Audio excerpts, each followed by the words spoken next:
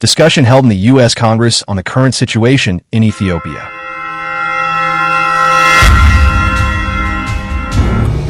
It is said that the Ethiopian government will be held accountable for human rights violations by exposing the widespread detention of believers of the Ethiopian Orthodox Tewahedo Church and other religious institutions and citizens. The meeting held in the U.S. Congress is known to have focused on this resolution document.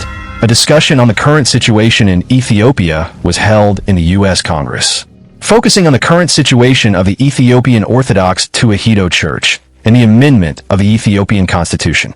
Regarding this meeting, which was convened by the Ethiopian American Civic Organizations Coalition, the chairman of the coalition, Otto Mesfin Mekonnen, told Deutsche Welle that during the discussion, the members of the House of Representatives and senior officials of the Ministry of Foreign Affairs discussed the resolution document recently submitted to the U.S. Congress regarding Ethiopia.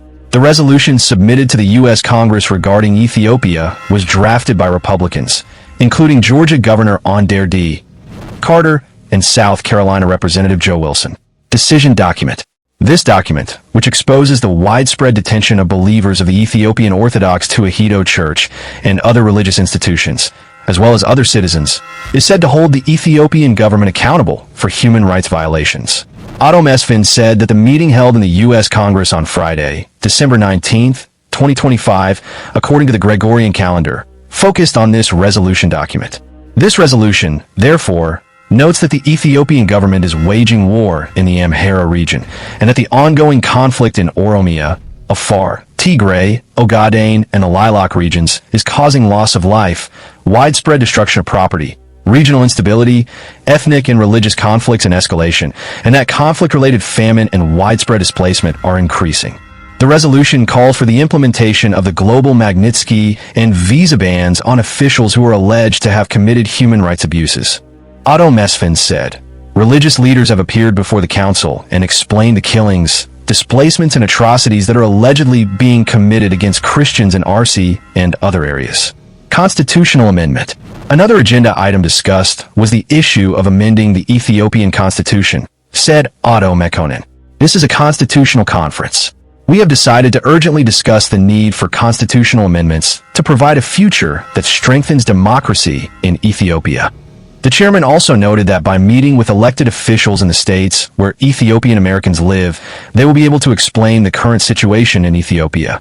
We need to campaign in every state, in every committee, with representatives from Congress and the Senate, by calling them, writing letters, following up on that, explaining the Ethiopian issue in every state, following up on that letter, writing letters and making phone calls, and sometimes going to their offices to meet with senators and their staff. Political analyst's opinion. Asked for comment on the issue, political analyst Otto Ayana Faisa sees the Ethiopian American movement as part of a campaign of exaggerated political propaganda. We have recently introduced Resolution 937 with American representatives like B. Carter and Joe Wilson. They're also a part of a campaign of exaggerated political propaganda called mass murder. They're fighting on the ground with weapons.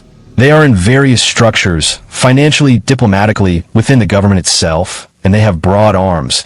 And I see it as part of a movement that aims to restore Ethiopia to its national identity, to the unity of nationalism, to the idea that Ethiopia should be rebuilt with one identity, one language, and one language.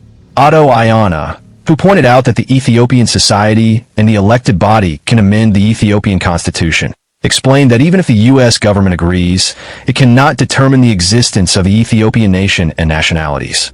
It is the Ethiopian society and the elected body in Ethiopia that can amend the Ethiopian Constitution. It is not 2 and 1 representatives of the American people as much as they want.